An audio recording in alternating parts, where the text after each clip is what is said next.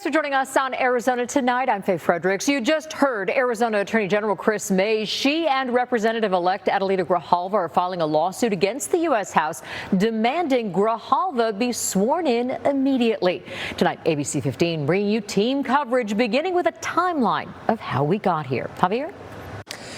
Faye, this lawsuit comes amid a series of events starting September 19. The House passed a temporary funding bill in its most recent and last session. Now, fast forward to September 23rd.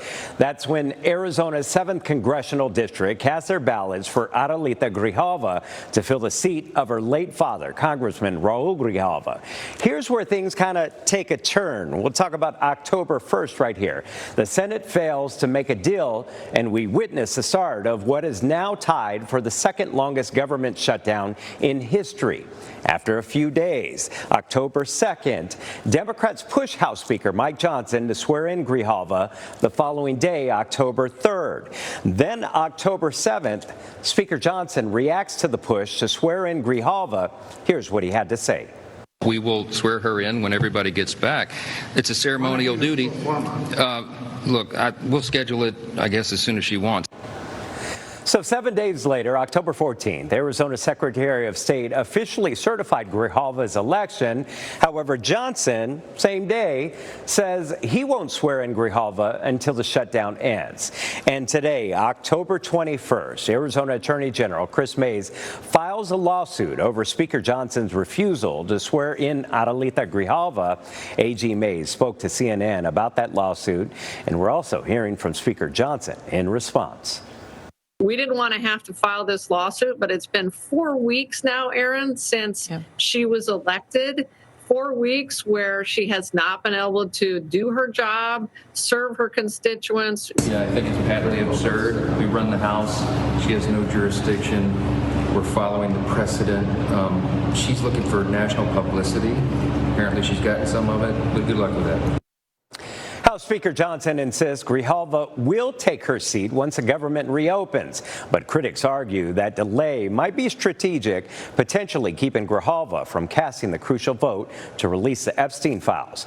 Mayes spoke with our political reporter Rachel Louise Just, emphasizing Grijalva's constituents have no voice in Congress.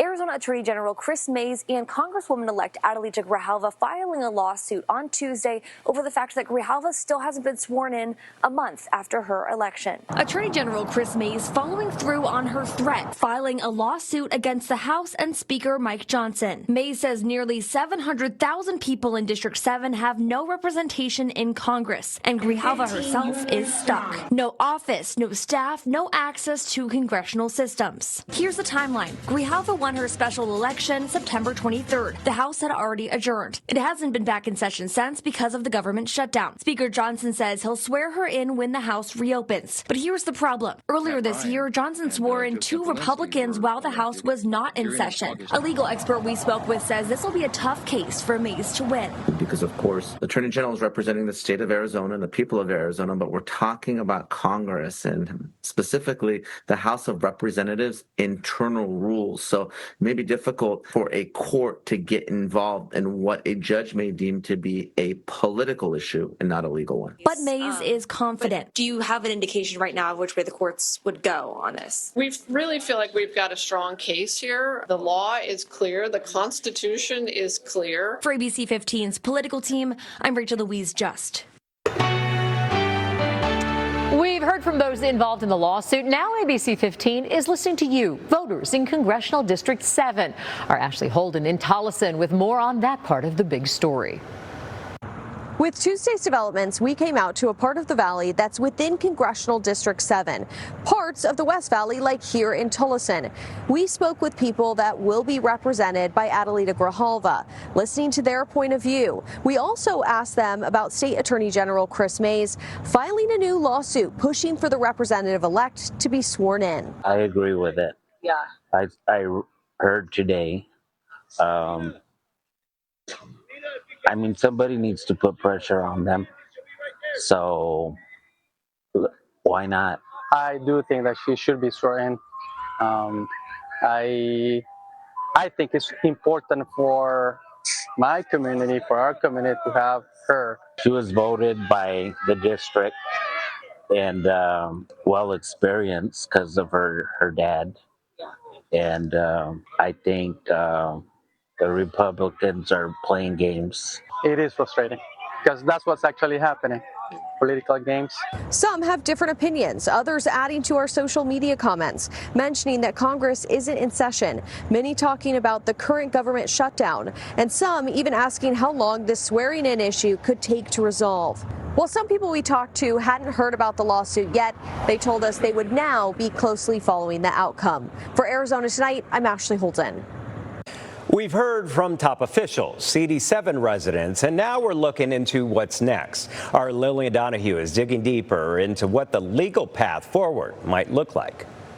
We're going beyond the noise, asking what happens now that a lawsuit is filed, taking that question to a former federal prosecutor. This is going to be a tough case. Former federal prosecutor and president of West Coast Trial Lawyers Nima Rahmani says it's an uphill battle for Arizona Attorney General Kris Mayes due to multiple legal and political hurdles she'll have to jump. Maybe difficult for a court to get involved in what a judge may deem to be a political issue and not a legal one. Beyond that, he says the opposing side could argue it's not a matter of if Adelita Grijalva will be sworn in, but when. All Congress has to do under the Constitution is to swear in a member of Congress if they're duly qualified.